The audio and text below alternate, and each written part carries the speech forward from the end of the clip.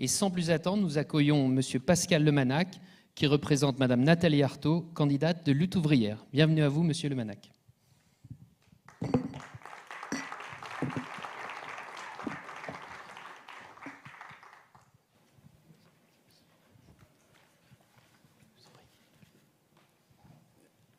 Madame, Messieurs les élus et les non-élus, déjà je vous remercie de votre invitation et du temps de parole que vous m'accordez.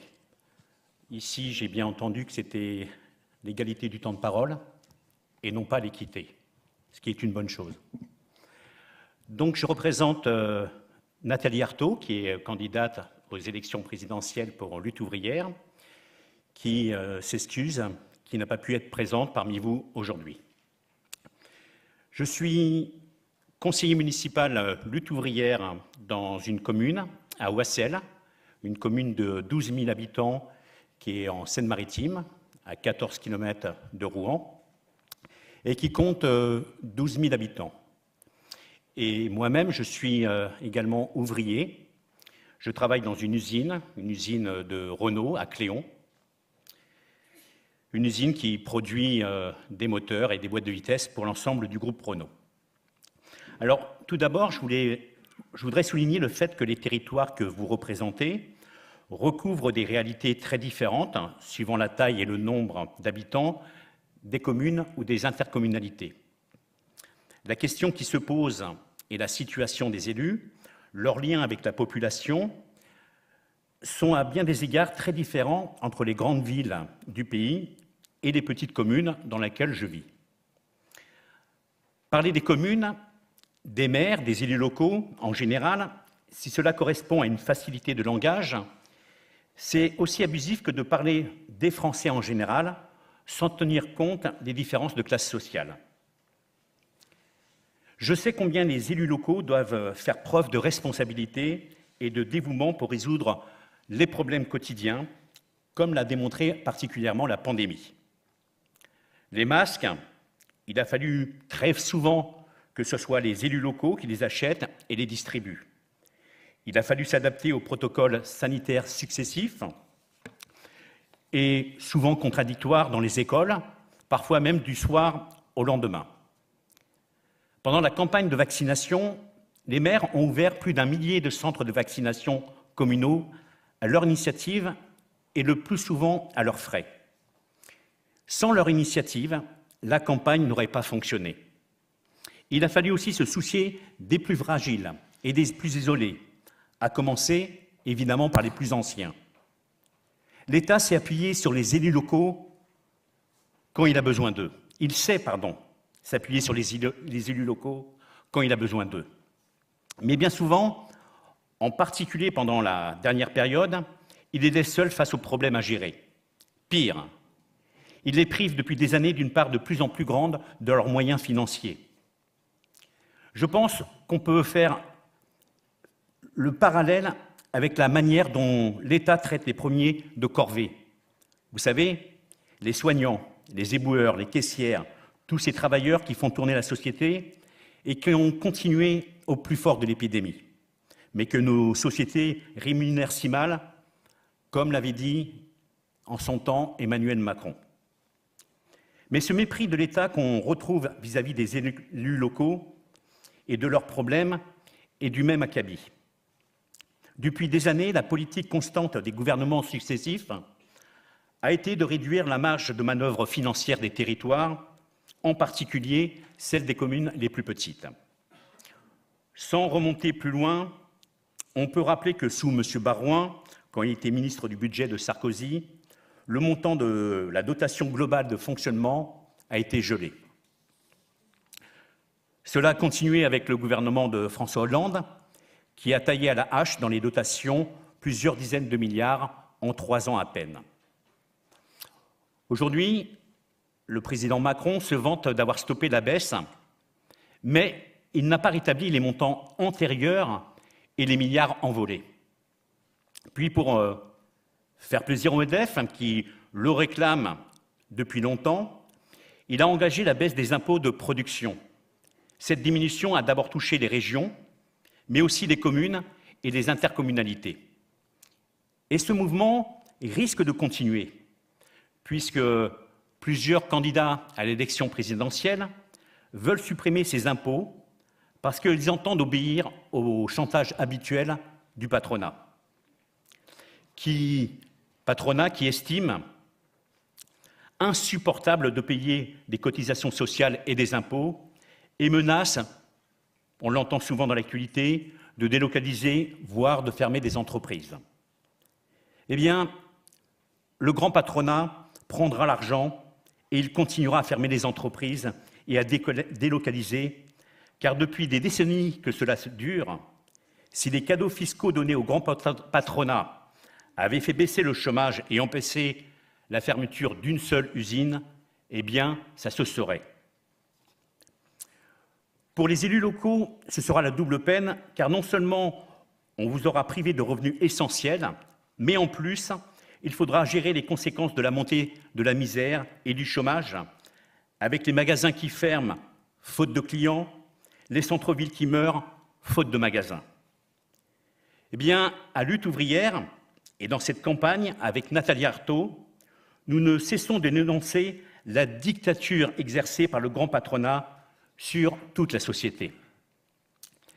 Les élus locaux subissent aussi les conséquences de cette situation parce que la baisse des ressources pour les collectivités locales, les fermetures d'écoles ou les lignes de chemin de fer qui s'arrêtent, tout ça n'a qu'une seule cause.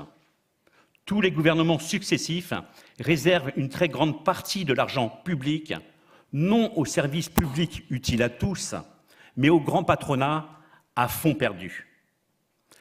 Voilà le « quoi qu'il en coûte » du président Macron. Il est distribué au grand patronat et ce sont des conséquences qui nous coûtent très cher, à nous, le monde du travail, à vous, les élus des collectivités locales.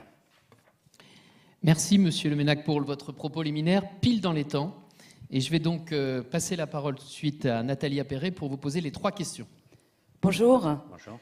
3 questions courtes pour 3 réponses rapides, 2 minutes maximum, des questions définies en commun par nos 2 associations. La première, quelle est votre vision des rapports à instaurer entre l'État et les collectivités? Autrement dit, pensez-vous nécessaire une nouvelle étape de décentralisation? Eh bien, concernant les relations entre l'État et les collectivités locales, nous dénonçons le fait que depuis plusieurs décennies, à travers le processus de décentralisation, l'État se désengage de plus en plus, confiant des charges nouvelles aux élus locaux sans les moyens qui devraient aller avec. Les gouvernements successifs, de droite comme de gauche, ni de droite ni de gauche pour M. Macron, aussi menteurs sur ce sujet que sur bien d'autres, cherchent à minimiser l'effort que représente la baisse des dotations en expliquant que les élus locaux peuvent bien faire un petit effort au regard de l'état des finances publiques. Eh bien, c'est irrecevable parce que ces moyens insuffisants pèsent particulièrement sur les classes populaires. Car les élus sont contraints, pour maintenir leur budget en équilibre, d'augmenter les impôts locaux ou de diminuer les services à la population ou de renoncer à des investissements pourtant parfois indispensables. Il est en effet indispensable de construire des logements, d'avoir un personnel communal suffisant, de s'occuper des personnes devenues dépendantes, d'entretenir les écoles, les routes et les aménagements sportifs ou culturels. Alors, et cela rejoint la question des finances locales, nous disons que l'État doit financer entièrement les nouveaux pouvoirs qu'il confie aux collectivités locales. Comme vous le dites vous-même dans vos objectifs, je vous cite, « Les politiques publiques doivent être davantage connectées aux besoins réels des habitants. » Et c'est pour cela qu'il faut des moyens financiers. Pour notre part, nous sommes pour que ce soit la population elle-même qui mette en avant ses besoins. Je prendrai l'exemple des besoins du personnel communal. Qui mieux que ceux qui sont sur le terrain, qui font tout fonctionner, que ce soit les cantines municipales, scolaires, les EHPAD, les activités d'encadrement des enfants et des jeunes, savent combien il faut de personnel pour offrir un service de qualité et des conditions de travail convenables. Or, au niveau local, comme partout dans le pays, les salariés sont soumis à des suppressions de postes, à des départs en retraite non remplacés, à des réorganisations qui dégrade les conditions de travail et les services rendus à la population.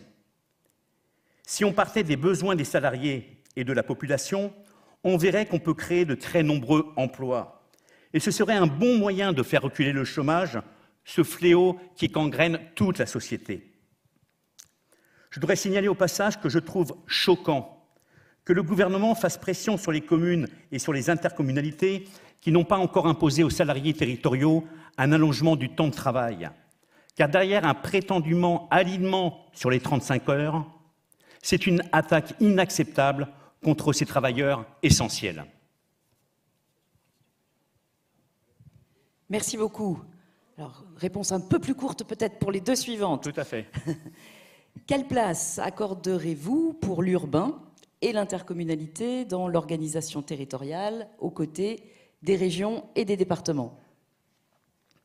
Eh bien, je suis attaché pour ma part à l'échelon communal. Diluer les communes et les intercommunalités dans des territoires plus vastes conduit à priver les habitants de la proximité humaine qu'ils ont avec leurs maires, avec leurs conseillers municipaux, et ça les éloigne des centres de décision de la population. Cela réduit de fait la démocratie locale, car les maires et les élus de la ville, en particulier des plus petites, vivent aux côtés des habitants. La coopération entre territoires pour rationaliser certains investissements ou certaines activités, voire les rendre possibles, ne doit pas réduire cette démocratie locale. Au contraire, il faudrait soumettre à tous les niveaux les décisions au contrôle de la population.